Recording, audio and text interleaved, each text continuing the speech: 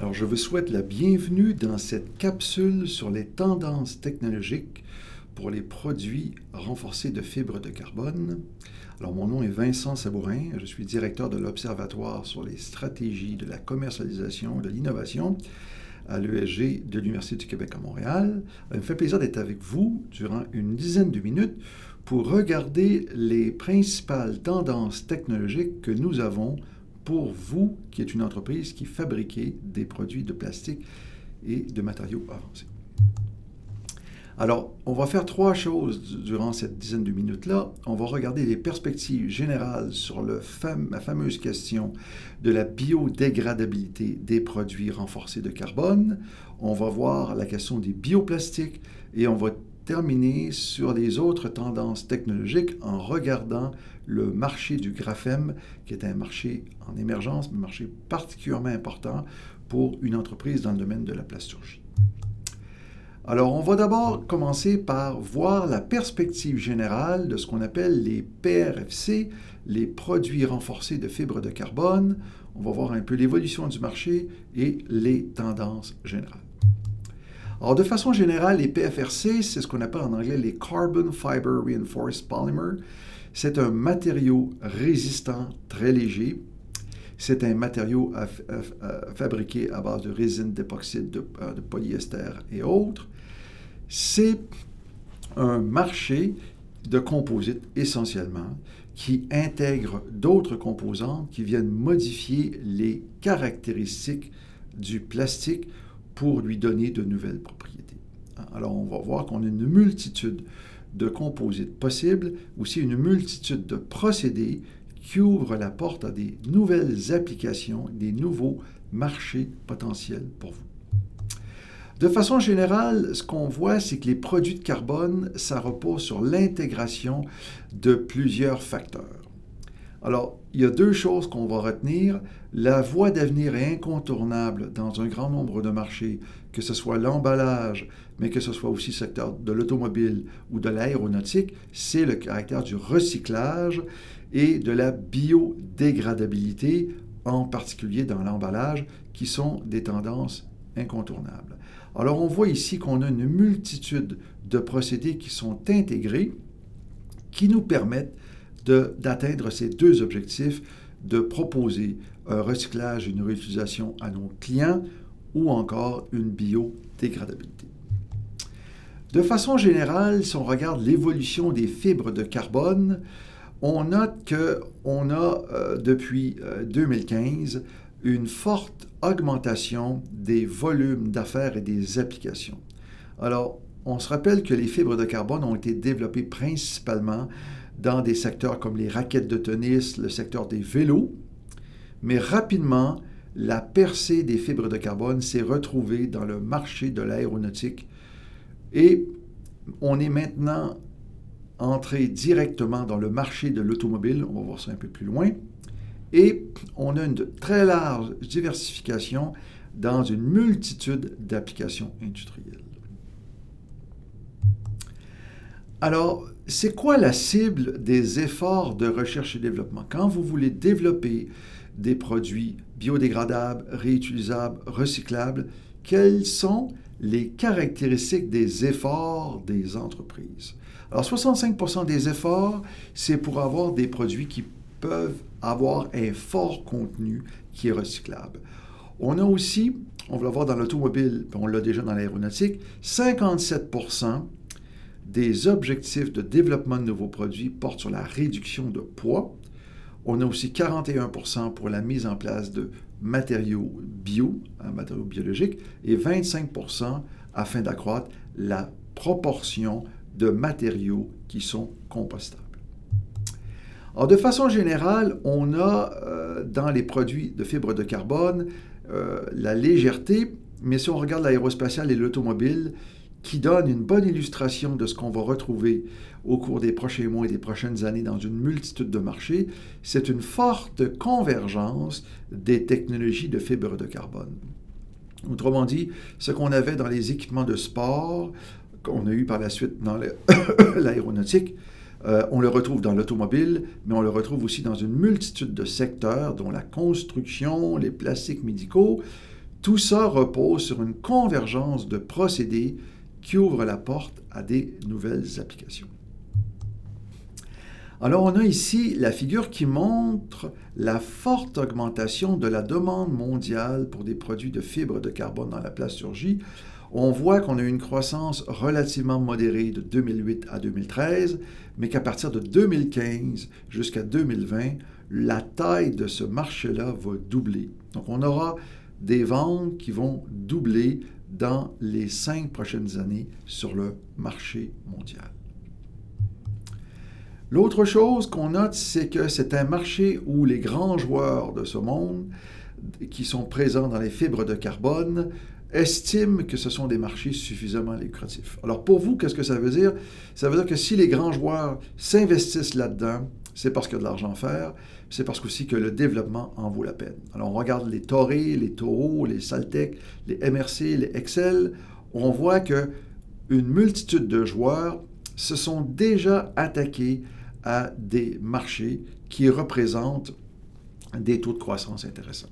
Alors, comme je l'ai dit précédemment et je le répète, ce qui est très important pour vous, c'est de trouver des créneaux.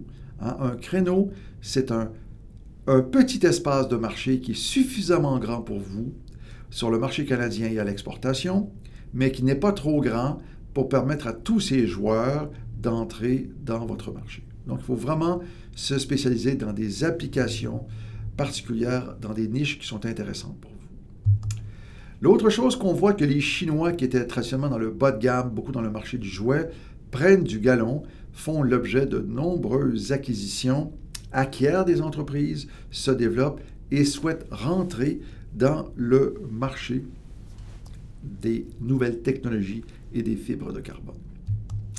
Alors, si on regarde ce marché-là, ce qu'on note, c'est que le dollar payé par fibre de carbone, on voit à gauche qu'on a débuté tout d'abord dans l'aérospatial, l'aéronautique, aussi les véhicules le sport récréatif. On est maintenant dans la construction, mais on voit que l'automobile va amener, on va le voir un peu plus loin, une formidable explosion de la demande. Donc, on a une forte augmentation des volumes de vente dans des produits de fibres de carbone. Alors, si vous vous intéressez à l'automobile, au transport terrestre, je vous invite d'ailleurs à écouter la capsule qui porte directement sur ce sujet. L'autre chose, c'est qu'on a un changement de paradigme.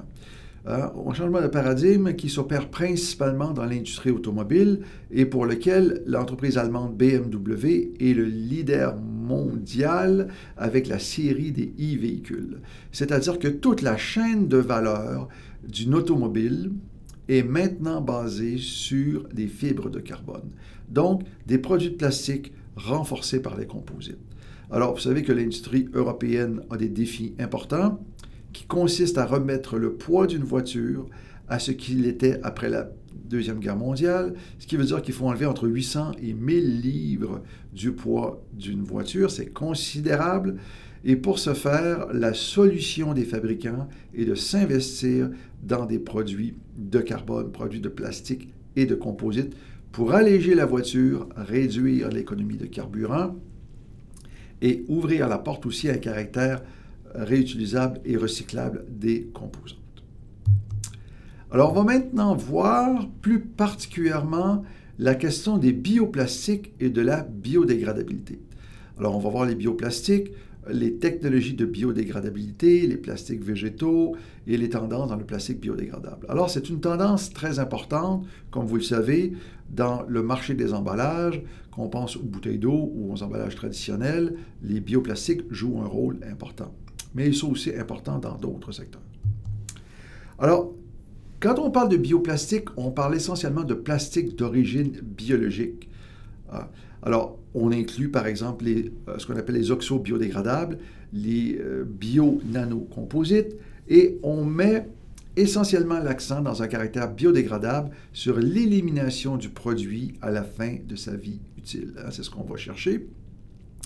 Là aussi, vous allez voir, les grandes entreprises BASF ont développé et travaillent à des plastiques biodégradables basés sur le maïs ou l'amidon dans un certain nombre de marchés.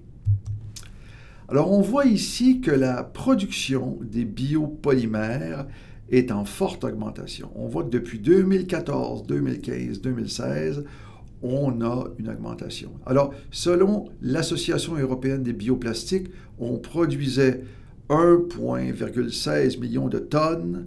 On est passé à 5,8 millions de tonnes en 2016. Donc, c'est considérable. C'est un marché qui est en expansion. Alors, on a différents produits. On en a 5 processus. Alors, dans les 2 transparents, on va juste les nommer. La chose que l'on retient pour vous qui est importante, si vous voulez développer un produit, un procédé basé sur les bioplastiques, c'est très important de travailler directement avec les exigences des acheteurs. Valider les caractéristiques du produit avec les acheteurs, et c'est ce qu'on fait pour vous dans le cadre de l'accompagnement et des études de marché à l'Observatoire. Alors, le premier procédé, c'est les productions à base de fermentation de sucre, ce qu'on appelle les monomères. Le deuxième, c'est la production de polymères, toujours à la base de fermentation de sucre. Le troisième, c'est la procédé chimique d'extraction d'huile végétale. Ça peut être fait aussi par une approche mécanique.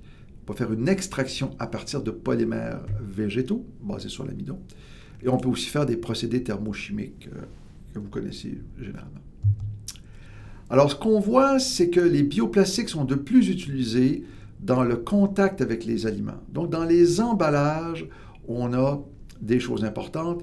La société Coca-Cola a lancé récemment une bouteille végétale faite à base de bioplastique et Danone travaille sur les polyactides pour ses bouteilles d'eau et ses emballages de yogourt. Alors, ce qui est intéressant, c'est qu'on a une forte réduction de l'empreinte de CO2 face au plastique conventionnel. Hein? On a des applications qui sont à la fois durables, mais qui sont capables d'avoir une vie restreinte et qui ouvrent la porte à des caractères qui sont intéressants pour les acheteurs sur le plan de la protection de l'environnement. Alors, on note qu'on a une évolution importante des plastiques qui étaient basés sur le pétrole traditionnellement et qui vont devenir progressivement au cours des prochaines années de plus en plus organiques. On voit qu'on a, à partir de 2015, là, une montée de la tendance technologique qui repose sur les bioplastiques. Alors, on a ici une pression des consommateurs et on a pour les fabricants dans le plastique une multitude de niches qui, pour les emballages et les différents produits, de biodégradables dans les bioplastiques. Alors, la part de l'industrie de l'emballage va diminuer de 70 à 49% traditionnel. On va avoir une forte croissance des bioplastiques, mais on la retrouve aussi dans d'autres secteurs, l'ameublement, le transport, les appareils électriques. Donc, la tendance que l'on a dans les emballages, elle va s'accentuer dans d'autres marchés qui sont des marchés d'avenir, entre 2009 et 2020. Alors, on a une multitude, puis on voit que la capacité, ce qu'on appelle les bio-PE, les bio-PET, sont en demande. Ce sont nos 2 produits les plus importants, mais on a 43% de la capacité de production en 2015 qui repose sur ces 2 procédés-là, les bio-PE et les bio-PET. Alors, on a un marché des bioplastiques biodégradables qui va connaître une croissance annuelle de 15% dans la majorité des marchés géographiques des pays de l'OCDE, des pays industrialisés. Alors ça, c'est considérable. On passe notamment au bannissement des sacs de plastique, au marché nord-américain et marché asiatique.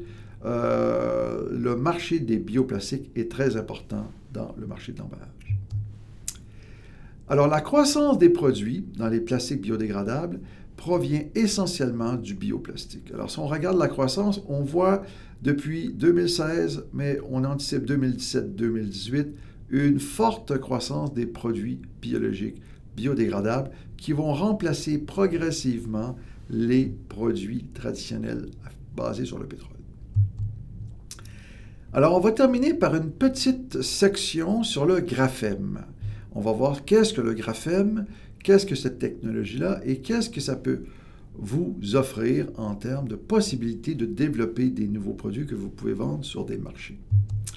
Alors, de façon générale, le graphème, c'est un cristal bidimensionnel d'atomes et de carbone.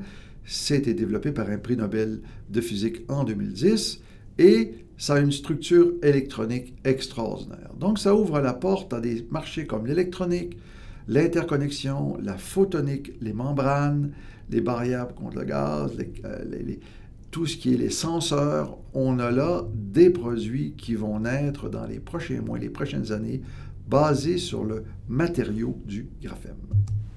Alors, on voit qu'une technologie, lorsqu'elle est prometteuse, on a une forte augmentation de la demande et du nombre de brevets émis pour cette technologie. Alors, on voit que le graphème, depuis 2010, a une forte augmentation, qu'on a une série de procédés qui sont importants. On pense aux nanotechnologies, entre autres, mais que le graphème est une technologie sur laquelle se fait des investissements importants, recherche et développement, pour proposer des nouveaux produits et procédés à l'industrie.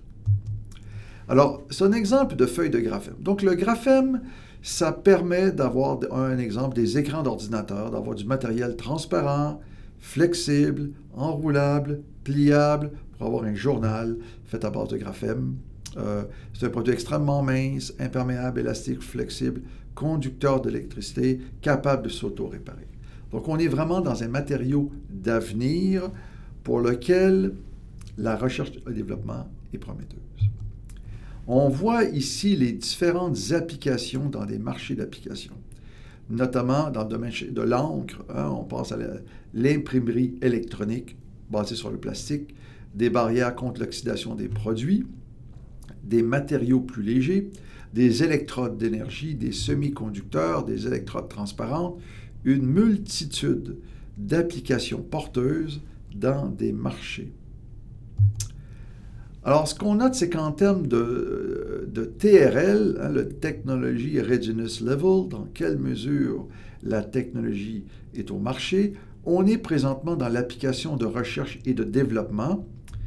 Donc, on a franchi l'étape de la recherche, on est dans l'étape numéro 2, mais on voit qu'un grand nombre de produits se dirigent vers la démonstration. Démonstration, c'est qu'on va avoir des prototypes de produits qu'on va présenter à l'industrie et qui vont aboutir dans des possibilités commerciales. Alors, ce qui peut être intéressant pour vous, c'est de voir, à partir de ce que vous faites, comment vous pouvez vous greffer à cette technologie-là pour développer des produits et des marchés qui visent des marchés et des créneaux d'application. Voilà. Alors, je vous remercie. Ce fait un plaisir d'être avec vous durant ces minutes. Et donc, je tiens à vous rappeler que si vous avez des questions, vous souhaitez discuter de vos projets d'exportation ou évaluer la valeur commerciale de la technologie, nous sommes disponibles pour le faire.